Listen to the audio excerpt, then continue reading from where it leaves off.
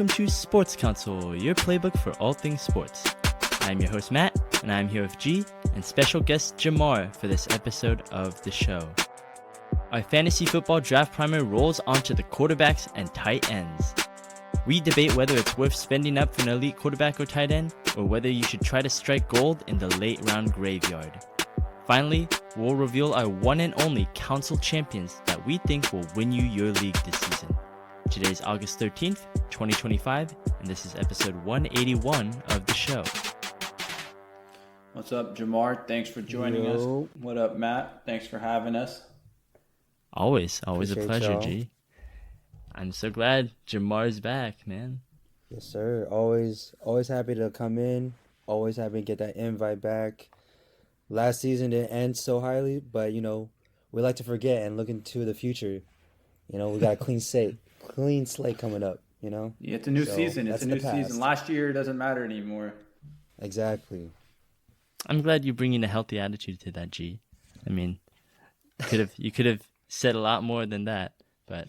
Well, I mean, if anybody is keeping record, I did win the championship last year. So, I thought it was a clean slate. We're not talking about that right now. No, I said if. You didn't hear that part. I said if we're keeping keeping records. For those of you who do not know who Gemmar is, or this is the first time listening to the show, Gemmar is a special guest on this show. He's appeared a couple of times. He is a longtime listener of Sports Counsel. He has participated in our Sports Counsel Fantasy Football Listener League for the past couple of seasons. He's a good friend of Gav, our fellow podcaster as well. And he knows his stuff. That's why we invited him on the show today. Yep. I would say I don't know as much as you guys, but I definitely can keep up with you guys, as like my records show.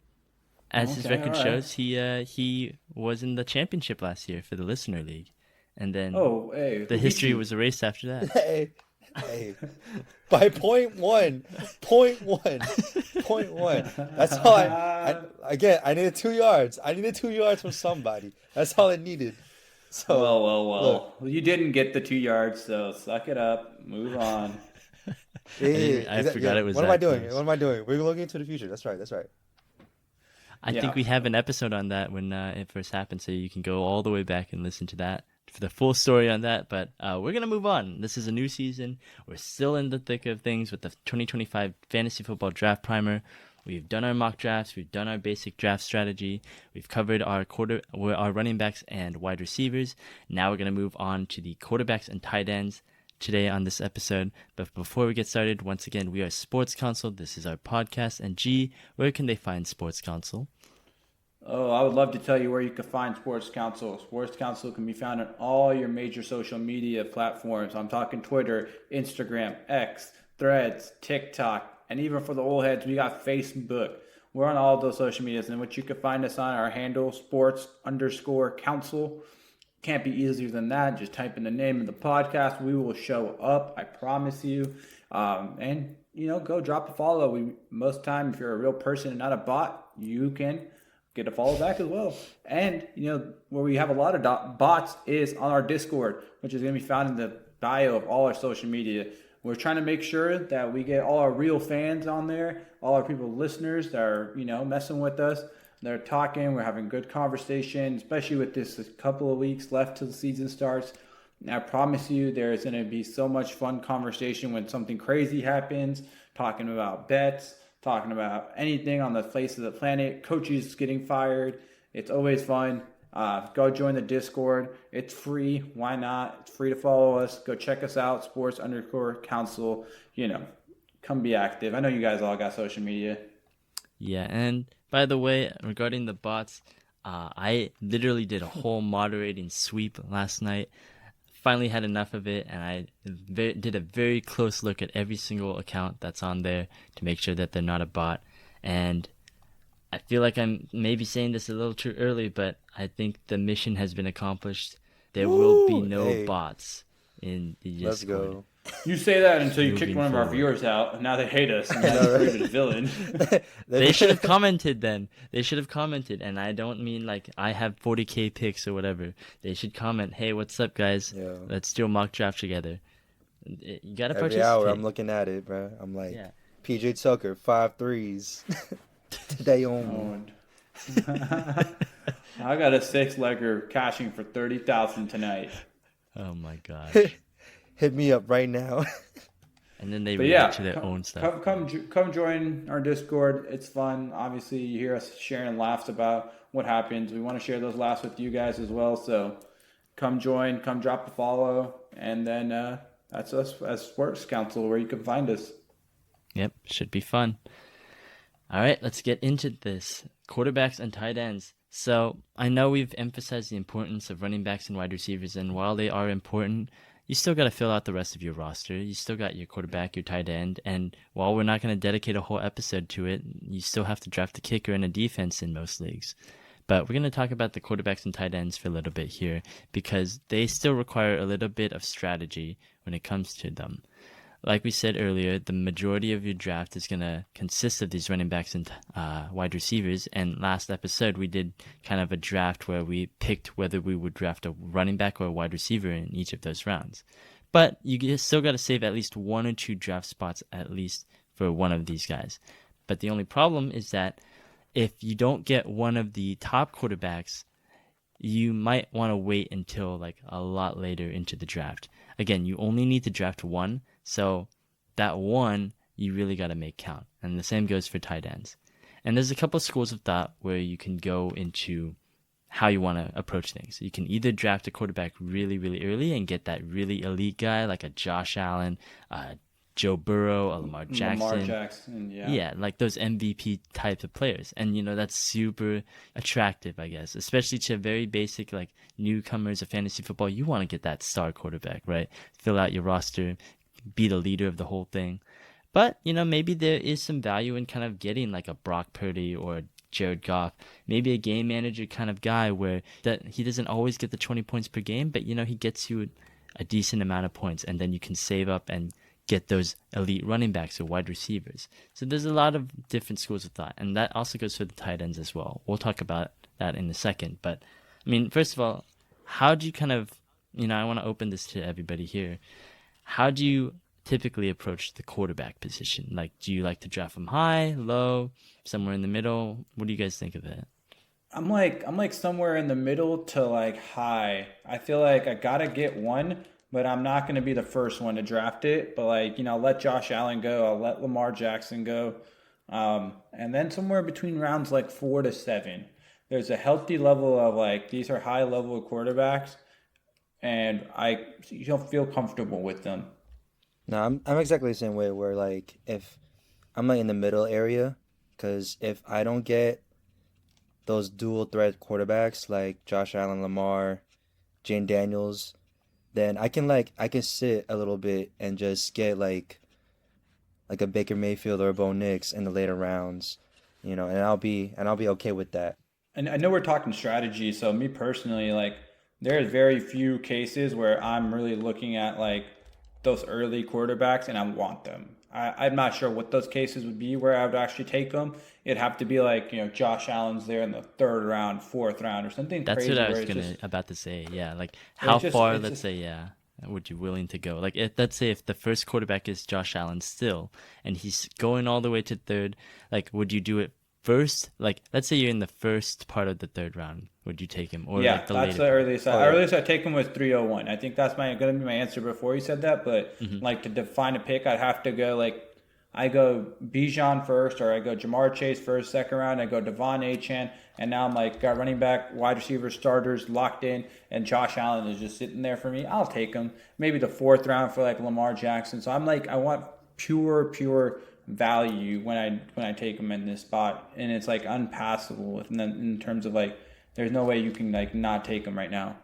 Yeah, I feel like if you're in a good position of where you're drafting, like if you're in the early picks or later picks on the wraparounds, then like it'll be a great time to draft those quarterbacks, because now you're not waiting. If you're in the middle, you're not waiting like per se. No, I agree. Like if they get drafted or not. Yeah, I think that I agree with you, Gemmar, on that. Like the snake part, I think if you're like on the edges right there, it's easier to kind of just pick those guys up and just like 1-2, right? And you're able to like fill 2 starters immediately. Like personally for me, I have never been a early quarterback kind of guy. I've always tried to draft them as late as possible. Usually I'm not the guy who gets the Lamars, the Burrows, and the Allens. I kind of let everybody else take those quarterbacks, and then when they're taking the quarterbacks, I take another running back or another wide receiver, and then I feel like I have an elite core of those position players, and then maybe I can get a quarterback later, and I feel like I would have the same amount of I'd be within striking distance. So because my Purdy versus their Josh Allen, maybe it's a difference of about 7 points, right? And then I make up those 7 points by having a more elite running back than they do. So, and I talked about a little bit about those differences in the last episode, so you can look at that. So I won't cover it too much. But I do kind of want to mention something in terms of strategy, because that was kind of like the main focus, right? Mm-hmm. I know you mentioned like kind of, I guess you could say punting the quarterback position in a sense, right? Waiting till round 8, kind of like the Purdy area, or around 9, 10, whatever it is. Like we'll cover some sleepers that we like and stuff. But my general like word of advice is, if you do take a quarterback in the 9th, like it's not the worst idea to take a quarterback in the 10th. I know it sounds really stupid when you say it like that, but just because you're taking like a lower level quarterback, just take 2 swings at it and then just call it the quarterback position. You know what I mean? Because like, no, I really if you're gonna get to a C level quarterback, hoping there's A level potential or B level potential, you might as well take 2, because the one that sucks you can end up cutting, and it's not the biggest like L in the world. Because the nice thing about quarterbacks is like you can always stream quarterback, right? So you don't really need the second quarterback on the roster. It just gives you a second, option at getting a really good quarterback. So that's my word of advice. If you're like, I really like the value of other positions, which Matt said, if they're taking a run at quarterback, that means there's a really good running back. There's a really good wide receiver, and maybe even a tight end that's left for you. So that's my logic with that. But yeah, I would definitely think about taking 2 if you're going to wait till later rounds, and take them around the same time. Like, don't wait till like the 15th round to take your second quarterback and the 9th round for your first quarterback, because then it's like the chances of either of them hitting is kind of very low. Yeah, I kind of like, I've been warming up to that idea. I've always been doing one quarterback, and it's late. Last year it was Caleb Williams, and that did not work out at all, and I kind of got screwed there. You don't want to be in that situation. And I was lucky enough to pick Geno Smith off waivers, but I mean, that wasn't very, it was kind of a middling level. But I think that this year, like, there's a bunch of quarterbacks in the late rounds. Like, I'm like Dak Prescott. Like, Dak will if he's healthy, he's gonna put up numbers. And if he does get hurt, the best part about it is, did you just cut him and you're not even wasting the pick or the roster spot? Like, you know what I mean? Like, obviously it sucks because that's your fantasy team and now your quarterback's here. But it's just generally speaking, like in terms of just like trying to build the best fantasy roster, because that's the whole point of the primer and everything we're talking about. Mm-hmm. It's just like, you want the swings and you want the potential upsides, and if it's not there, you just move on. You don't want to like sit there and kind of like keep hoping that it's going to happen. And with the Caleb Williams, for example, if that's your only quarterback, then it's kind of like, even this year, go Caleb, throw in Brock Purdy. One of the two will probably be good enough to play every week. Yeah, and also in that sense, when you get to the 10th round or later, those are all just lottery picks. Don't be afraid to cut them. Like, I think the issue is that, when you get to the 10th round, you draft a quarterback, 11th round, you draft a wide receiver. It's like, oh, I really need this wide receiver, right? He could be a sleeper pick and he could break out or something. But I mean, it's the same thing when it comes to quarterbacks. Let's say you even have 2 good quarterbacks. That's still a good thing to have. Like, obviously it might be better to have 2 great wide receivers, right? And you could just swap one of them out, or you could play both of them, and you can't play 2 quarterbacks usually.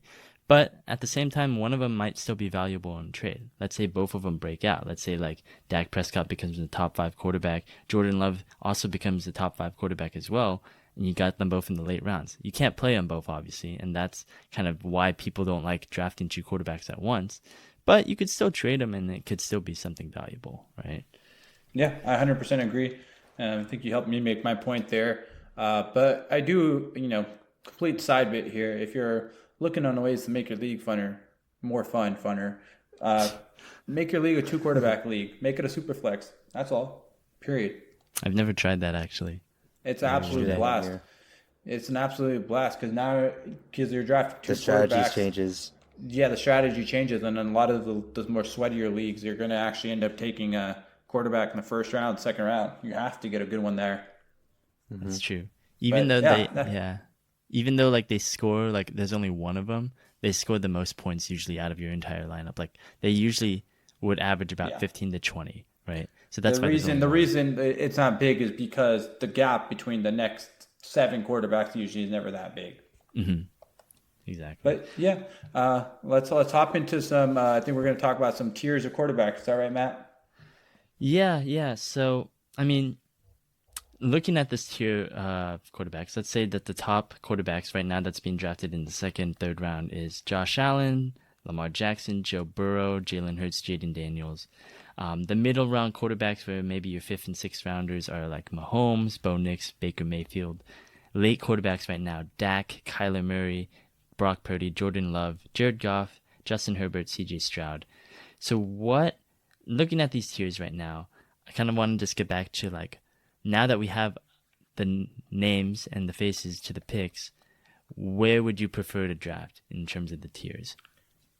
Personally, I would do like a late top QB and a mid QB. Like if I can get Daniels, Mahomes, Knicks, or Baker, with especially with like a high powered offense of a team that those quarterbacks are with weapons, then I'd be very okay with my selection with those guys.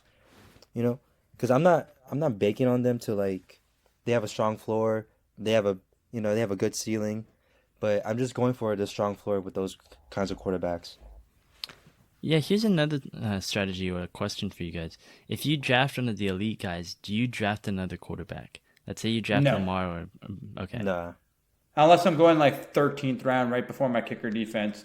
I definitely would pass on that second, third round premium quarterbacks, so your Josh Allen, Lamar's.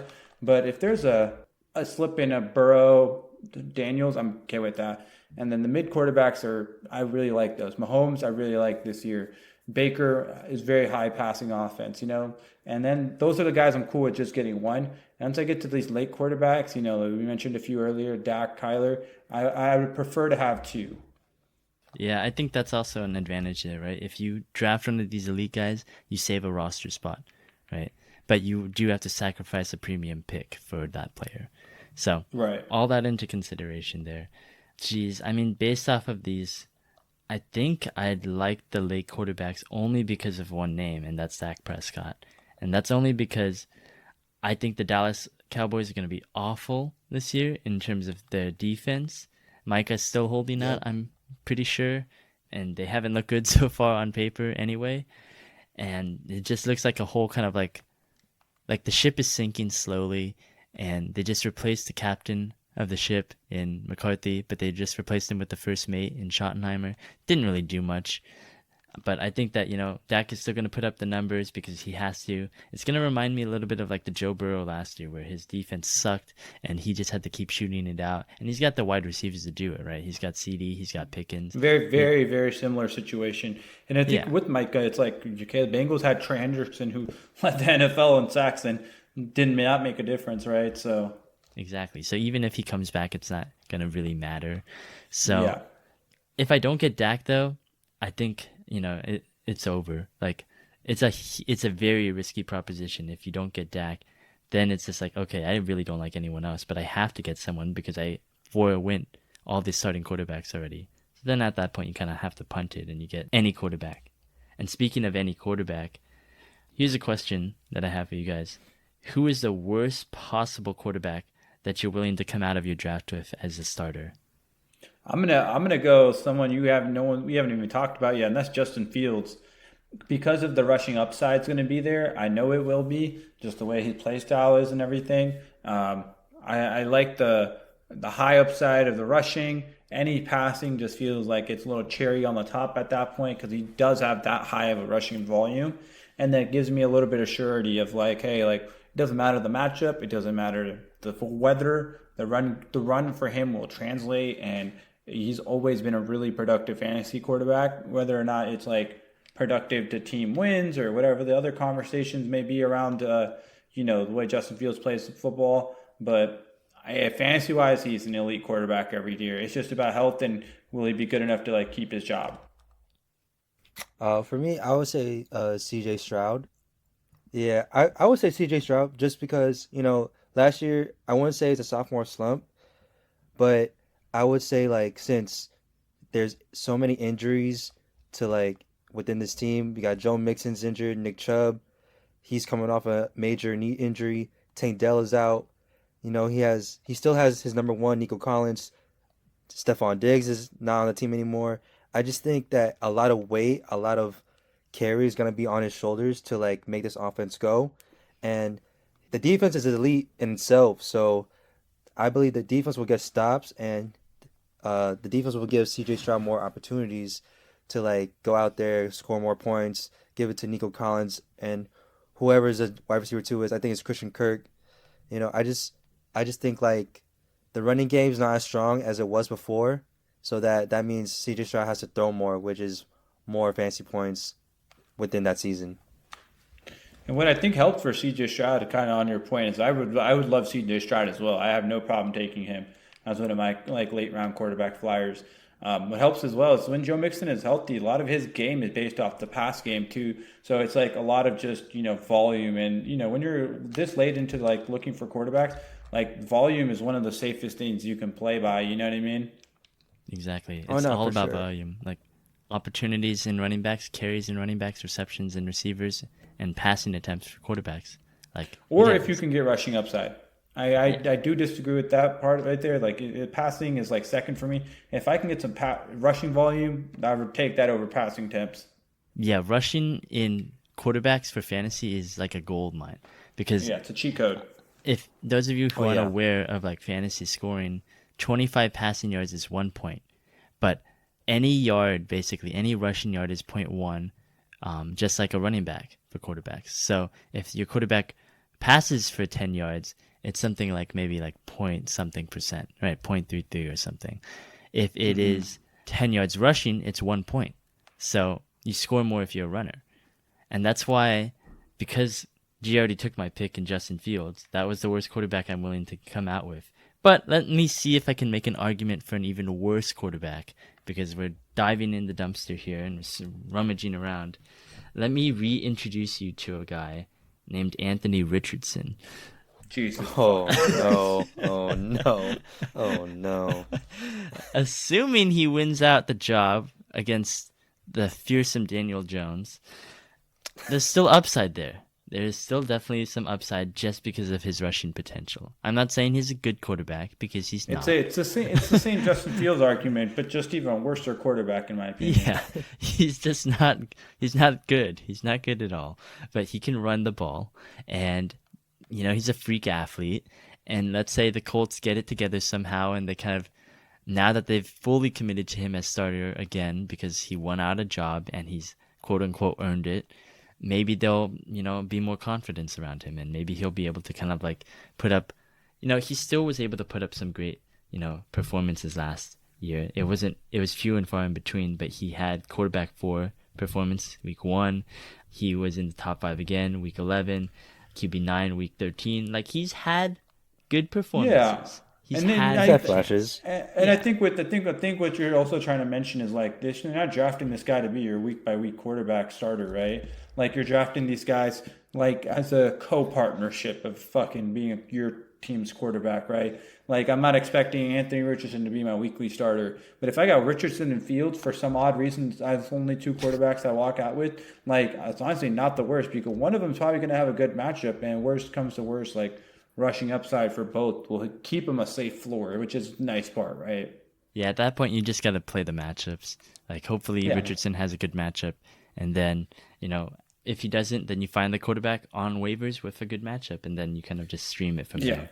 So, That's like my thing. Last thing on these quarterbacks, with the guys that we didn't mention, maybe like a Goff or a Darnold, who are kind of like these productive, like obviously quarterbacks in real life. They throw for both of them threw for almost 4,500 yards or something crazy like that last year. It's just that's like Matt said. It comes back to like that's hard to repeat, and it's hard to rely upon quarterbacks hitting chunks of yards. Like if it's passing touchdowns, that's great because it's worth 4.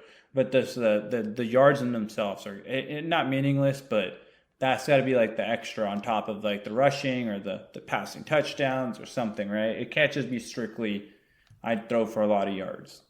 Yeah, always favor the runner in the quarterbacks.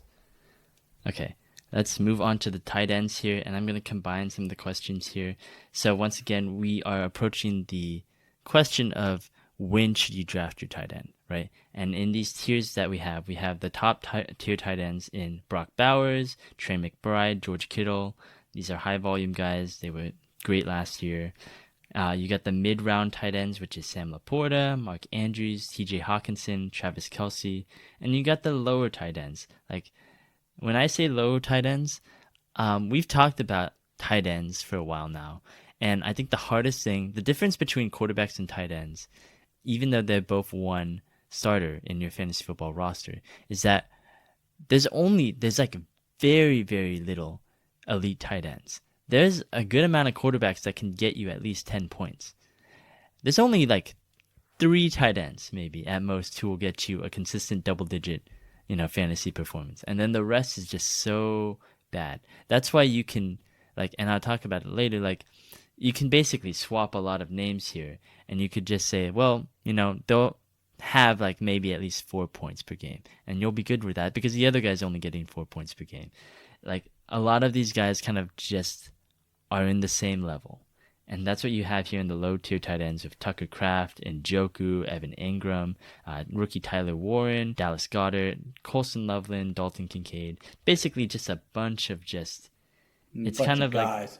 It's just a guy. The tight end graveyard, is I think is what the fantasy community calls it here. Tight end carousel right there. So that's why, it's... I guess I'll start the conversation off. I always draft even lower when it comes to tight ends. I'm talking last round in the draft because I truly do not care at a certain point. I honestly, I know you're kind of still finishing your point there, but I could not disagree with you more. I had to interrupt you. I do not want to punt the tight end position. Like you said, you need one. There's only about 5 that are good. I want one of the 5. But I'm saying that... Let's say Brock Bowers, right? I think he averaged... Does anyone have his averages, right? He was great, right? But he only averaged a certain amount of points per game. And if I could just get that guy and he just scores a touchdown, let's say I just bet on a guy to score a touchdown, then I'm already halfway there in terms of his production. Yeah, but that's easier said than done because these tight ends are not just scoring a bunch of touchdowns every day. They're scoring, yes, of course. That's obviously why you're saying that, but they're not scoring a lot of touchdowns. Otherwise, they wouldn't be on the waiver wires. So there's basically all these guys that you named at the end here. Any week, you can probably pick between Kyle Pitts, Ferguson, and Kincaid. They'll all 3 of them will probably be on the waiver wire, and or on your team already if you followed Matt's instructions. And you're like, well, what the fuck do I do now? Because you guys are unreliable. That's why I'm saying that again, when we go back to what I kind of said in the last episode, the difference between the number 1 tight end and the number 10 tight end last season was only about 5 to 6 points per game. And then, at that point, I feel like I can make those points up in other areas, right? If I can feel like I get a better running back or wide receiver than you do because you drafted Bowers in the second round, I drafted, let's say, Achane in the second round, right? Achane's going to outscore whoever you put in your lineup, right, by hopefully 6 points, and then I can make up that difference. That's why I think tight ends, it's so comparable, everyone. And let's say you don't even have a good tight end, right? Let's say you're putting up your Njoku versus my Ingram, then we're in a shit off, right? And then, I feel like I win out. That's fine. I'm good with that. That's why I always kind of just go low on tight ends.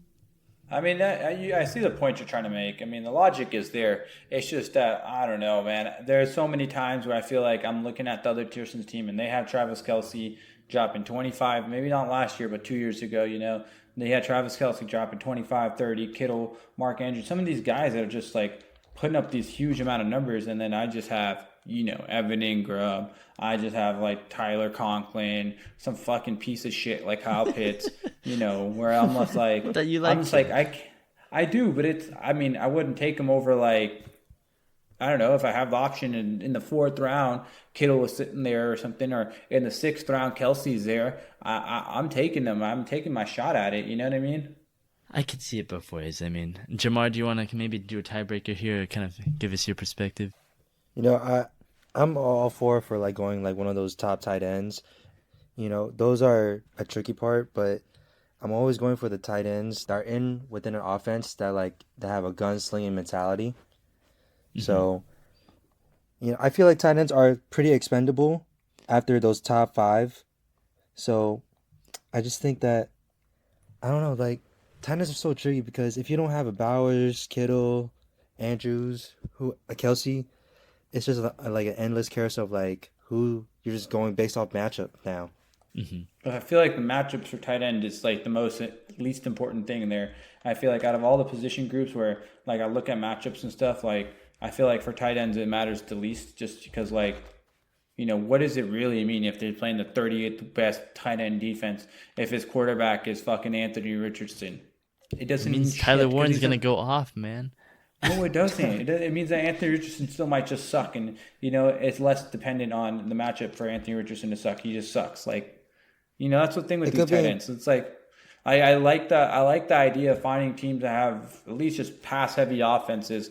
That's why I feel like every year if I do get into this tight end area of just picking between the shitters, I like Ferguson. Like Ferguson at least has Dak Prescott, who we know is always going to throw the hell out of the ball. Worst comes to worst, Dak will throw the ball 40 plus times.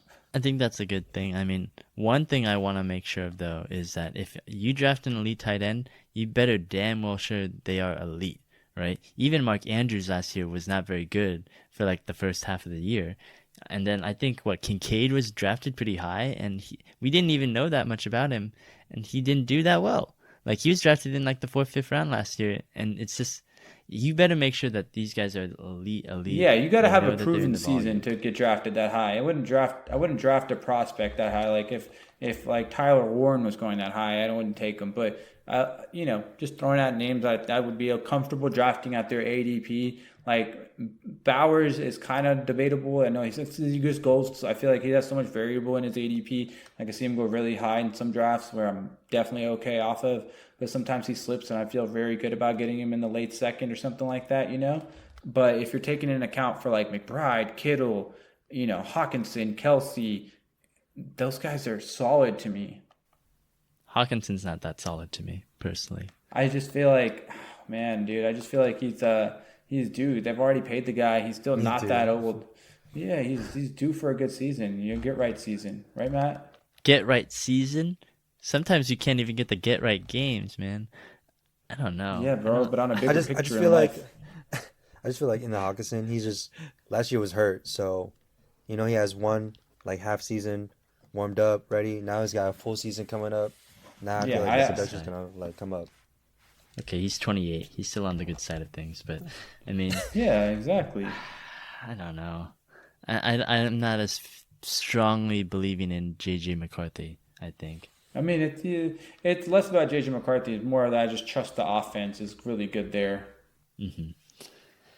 Well, one thing I have to say is that I think there's no middle ground here. I think if you don't draft your top tight end, you got to punt it all the way down to the graveyard. Like, I'm not trying to go for the Laportas or the Hawkinsons. Even the Kelsey, he's starting to get a little old. By the way, he's recording his podcast same time as our podcast right now. So, hey. I see New Heights. Whatever the hell it's called. Yeah. Either way, I would punt all the way down to the lower tight ends because I don't think that the middle tier tight ends, I think you're just wasting kind of a higher draft pick, like a 6th or 7th round pick, on a guy who's probably not going to return you a good enough value on that. I think that it's so much better to get a running back or a wide receiver in those rounds, get the depth. They probably still have a little bit more potential to be a good starter for you. I think the tight ends in this group, I don't think you make up enough of a difference to catch those elite guys, and you don't also make up like enough of a difference to kind of beat the other guys who have the lower tier tight ends. It's a difference of maybe like 2 points per game. So I just can't agree with that, but I agree to disagree. Okay. Well, since you want, let's say, a more refined tight end, G, who is the worst tight end you'd be willing to accept then as your starter? It's funny you asked me that with my response. Refined palate. Well, realistically, the where I'd feel the most comfortable, right? But like you said, what's the worst tight end you're willing to come out with? Like where I'd feel comfortable, I'd say Tyler Warren. I like the young prospect. I feel like he's got a reasonable ADP. He's got to give especially if Daniel Jones is starting. I really like that for him. He doesn't have to deal with Anthony Richardson's fucking 2 yards a pass or 90 yards a pass. There's no in between. Like, I don't have to worry about all that. That's good. Where I feel a little bit more uncomfortable, but I'd be okay with, I guess, technically, would be Kyle Pitts. Boo. Because my logic at that point would be like, there's definitely going to be like one running tight end that like jumps off this year that probably isn't being drafted, and I'll just try to hopefully get him. No, we're not. Okay. Where's Kyle Pitts being drafted right now? I gotta like the 10th, 11th round. 10th, 11th round, I think. Jesus Christ, that's way too high. Oh my God, you're such a hater, bro. Yes, I'm a hater. I thought we were done with this. Like, what? It's been 3-4 years now. It's been 4 years now. Oh my Lord. He had a good rookie season. That's great. What have you done for me lately? Nothing. Good is Nothing. Understatement. We were in the pandemic 4 years ago. We're past this. We should be past Kyle Pitts. Hey, man, it didn't say, well, how do you feel about G's comfortability with the tight end position? It said, what's your comfortability with the tight end position, okay? You should feel sick, but okay. I didn't say I was not feeling sick, so. Okay, Gemmar, just go. I don't want to hear this anymore. My pick, if I had to come out with the draft as my starter tight end, I would be comfortable with like David Njoku. Now, okay. I know, I'm a huge fan of the gunslinging Joe Flacco. Yes. Yeah. Hey, Njoku, tell him about that Njoku Flacco connection, man. Hey, man, look, I don't know what it is with that connection right there, but they seem to find each other in the end zone more times than you think. So, he's a great pass catching tight end. He finds the end zone like more times than you think. So I like the upside where the touchdowns are there, the targets are going to be there because of Joe Flacco, and that it's just going to be him and Jerry Jeudy out there catching footballs from Joe Flacco, and I appreciate that. The 2 years ago when he played with Joe Flacco, he was tight end 6 in fantasy football. So I think the potential, like you said, is like shown. If he has a gunslinging quarterback or just a quarterback, then I'd say competently can throw the ball, like he can be good. And I think it's kind of like, although it's not a very good floor, but a floor last year of tight end 11 with the awful quarterbacking he had, it's actually not really that bad if you think about it. That's good. Exactly. I mean, in a 12-team league, yeah, I'll take the 11th. Like he's a startable tight end, and he had awful quarterback play. Assuming that it got any bit better, which we know it did because objectively it just did. That's a great pick. I like that too. No, I like that pick for sure, but I think you're not going far enough. I think you need to go further. Far enough. I gotta go Says further. the sicko. Says the sicko that deeper. Fucking. You gotta go deeper into the trash. Oh Here. No. I mean, I thought I was going good with the Browns, but that's true. I mean, can't fault the Browns player. You gotta. That's pretty low, but I mean, I've started guys like, oh my gosh, I've started Jawan Johnsons. I've started Chiga Okonkwo's. I've started Tyler Higbee's. Chiga Okonkwo is a sleeper this year. Damn. All right. Are you willing to start in week 1? If you're in a 17, 18-man league or something. Damn. Hey. Those should not exist. Or maybe if you're in like a, what is it called? Like a double tight end league, maybe? Jesus. Oh, my God. Triple tight end formation. Can you imagine running backs in the 18-man league? You're starting basically like backups at that point, right? You're starting third stringers. Starting Garendo every week. Hopefully McCaffrey might get hurt. Let's fucking go. Rico Dowdle, running back 1. Oh my. Okay, well, I'll settle for like a baseline kind of level of garbage here. Hunter Henry is being drafted right now in the 14th round. I've done the mocks. I've seen it, and if you can get Hunter Henry in the second to last round of your drafts, I think that's actually a steal, because I think the New England Patriots offense is kind of getting better. I think everybody's starting to get hyped with it. The biggest issue last year was their offensive line. They drafted Will Campbell. They signed a bunch of dudes. That's taken care of. Drake May is going to get better in his second year. They got a guy, Kyle Williams. I mean, he's a rookie wide receiver, so who knows what will happen. Stephon Diggs is there, but I mean, who knows how much he's really there. Not off on a boat somewhere, right? So, Oh no. I mean, Pixie Hunter dust. Henry... I don't know what was in that bag, but yeah. I mean, Fun dip. fun dip. Hunter Henry, he had a good connection with Drake May last year. I don't think that's going to go away anytime soon. He's a big-bodied tight end. He's known for catching touchdowns. I think you could do a lot worse, especially if you think that offense is getting better. Then I think that he's being underestimated right now as like the tight end 20 whatever. So, you could do a whole lot worse with your 14th pick. You're usually never going to see that pick again. But I mean, if you could get like 3-4 starting weeks out of Hunter Henry, which I think he was like tight end. He was in the top 10 for like the first half of the year. And then Drake He was May very kinda good, got I think, that first half of the year with Yeah. Jacoby Brissett, and then, I think the whole team just kind of fell apart.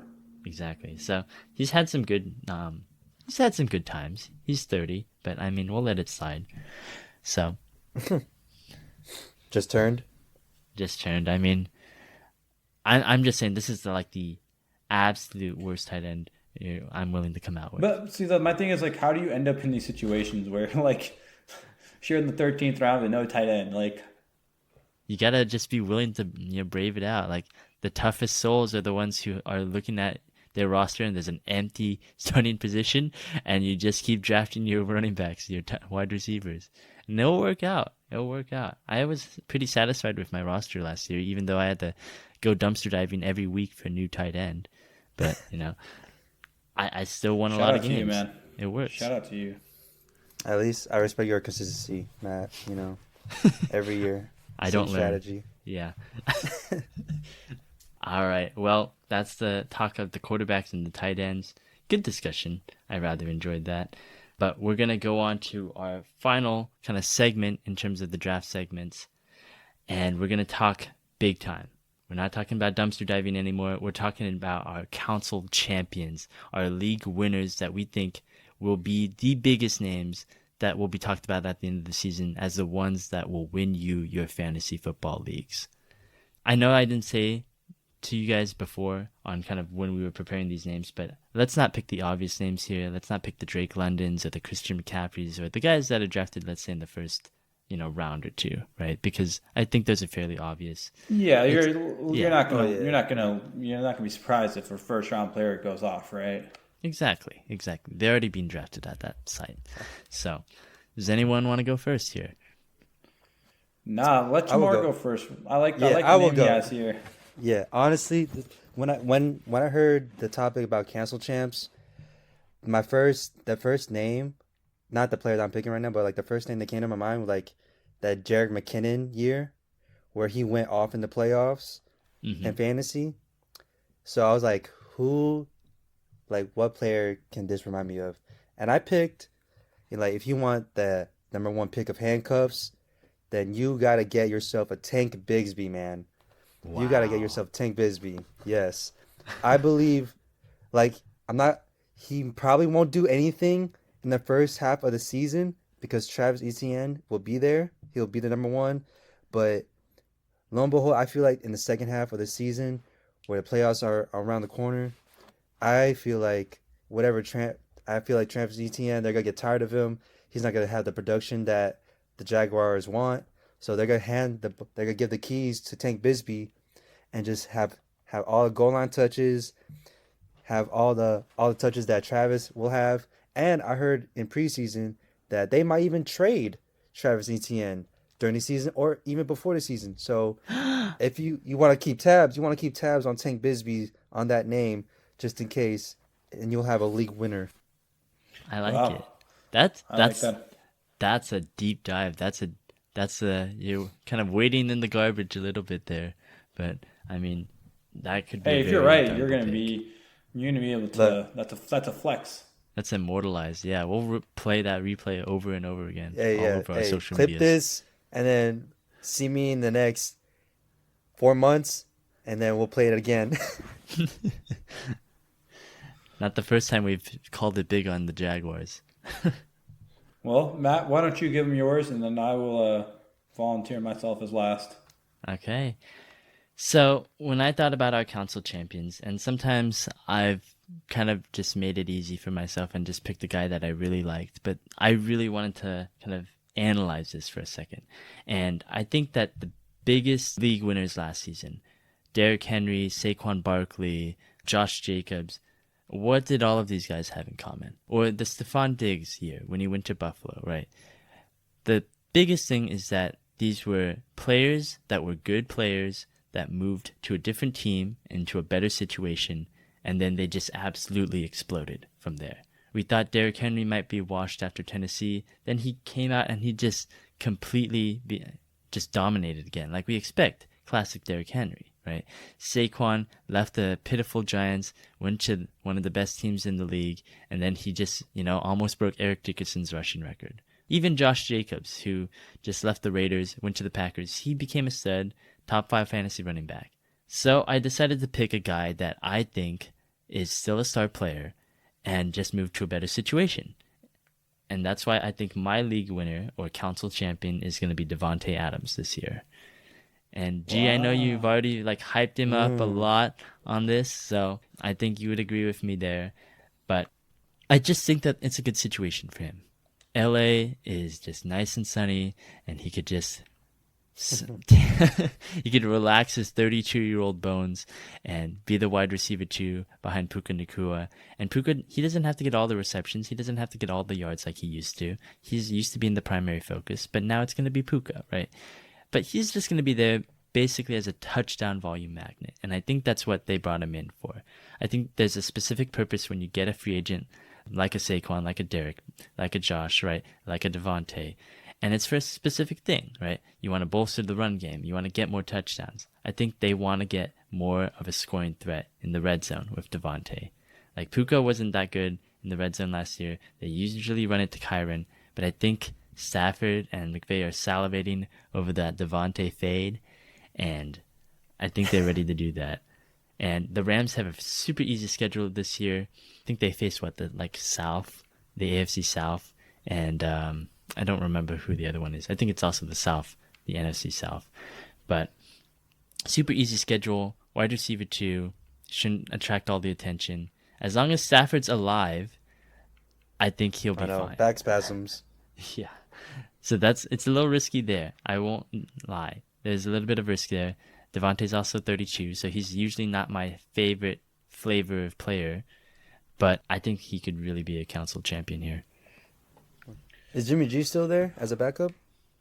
Yeah, he's still their backup. Matthew Stafford's dealing with the back, so that kind of concerns me when it's such a big fall off of quarterback talent, I guess you could say, from Stafford to Jimmy G. Ruins everything. Puts Devontae in probably the worst situation he's been in his career. They still got a connection, though, in Oakland. Or in Vegas, I meant. Yeah. Do you think they talk about that? I don't think he talks to him at all. Then I get lunch. Brutally honest with you. He just does not talk. It's the anti-cup in Stafford. They just don't eat breakfast. They don't even talk to each other at all in the locker room. Oh, I honestly do feel pretty confident that they probably never talk to each other. We got to ask him sometime. That takes us to my Counsel Champ. And I guess because it's the theme of quarterback today, I will pick quarterback. And you'll be like, well, how could a quarterback win me the league? Because this quarterback has previously dropped 5,000 yards and 50 touchdowns. Now, you might know who my quarterback is. But I'm going to give you some more reasoning before I tell you his name. I just feel like the production that Claire is going to put out this year is going to put him with the top 2-3 quarterbacks in the league. And you're getting him in the 4th to 5th round. It's going to be extremely valuable. It's going to be Patrick Mahomes. I'm feeling Mahomey today. I think the value is just so hard to pass up on because he's dropped further than he ever has before fantasy-wise.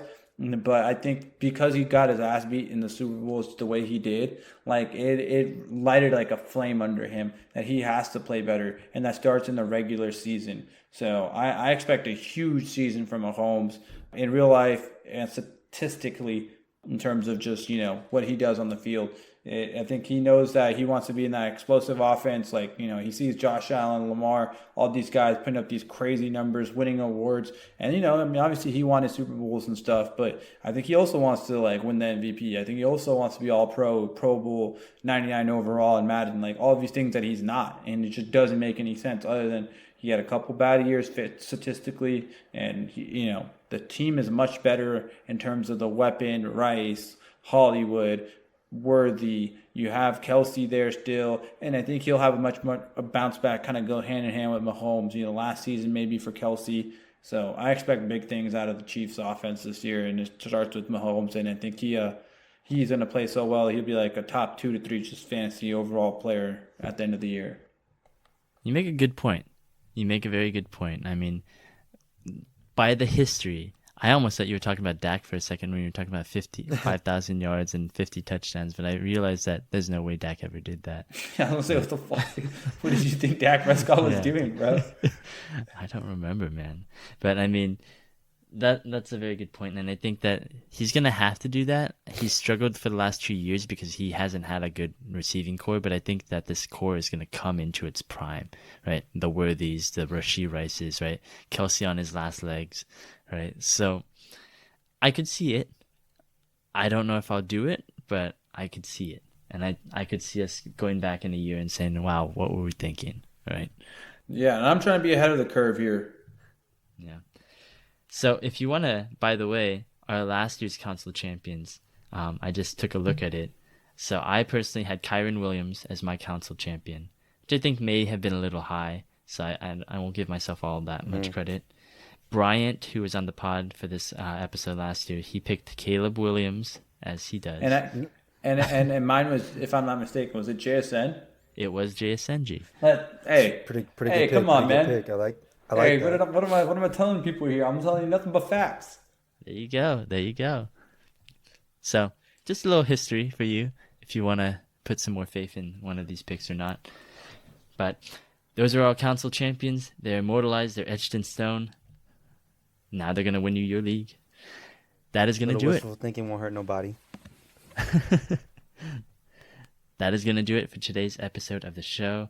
Thank you so much for listening, and if you want to listen to more of our episodes, catch up on the Fantasy Draft Primer, the previous episodes, you can go to Spotify, iTunes, Amazon Music, wherever you get your podcast from. We are Sports Counsel on all of them. That's COUNSEL.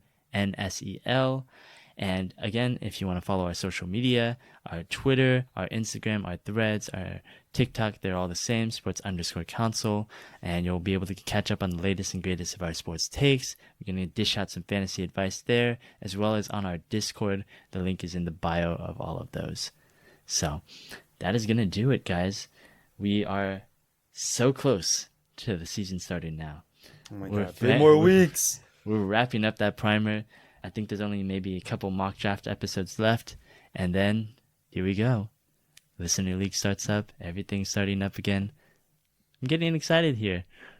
Yeah, I can't wait. I'm honestly so happy. Me and my coworkers today were talking about football. Yeah, so it's really football season. Where every conversation is just football, right? And it was just funny. He was like, I'm so excited for football to come back, but I'm not excited to watch the Steelers. So. When are you gonna figure this out, G? You gotta find. I can't do it on a fantasy. I can't. Every episode do it on a end the fantasy same episode. I can't do it on a fantasy episode. It has to be our season-long prediction episode. Okay, that is the next step. So we got a date. We got a date. We got an episode. Okay. Yeah, probably within the next 2 episodes. I can't imagine we got 2 more episodes left before the actual season starts. It has to usually one of the main ones that we do.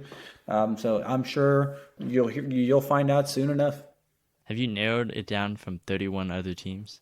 Well, yeah. I mean, I just a quick 30 seconds on this. I mean, obviously, I'm not rooting for anybody in the AFC North, so it's really between 28 teams. And Jim, I'm not going to be a Niner fan because I already kind of like the Niners. I'm a Bay Area resident. I'm going to Niner games, so technically Seems like that's I'll tell you part of it then. No, that has actually none of it to do with this. So the Niners are out. That's all I got for you for now. You want to make Narrowed a case it down at all to for the 2017. Chargers, Jamar? Say again. You want to make a case at all for G to join the Chargers fandom? If you want to, actually, nah. We're already cursed enough. I don't want you to get on this curse, man. Look, it's already over before even the season actually begun. Our O-line is in shambles after one guy gone. All right, well, confirmed. Now the Chargers are taken off that list. 2016. Great work there. Oh, yeah. Well, you helped make a decision. And then also the Patriots. That can't be on the same fandom as Gap. Well, everybody, thank you for listening. Fair enough. Mr. Gav, shout out. Shout out, Gab. Thank you so much, guys. See you.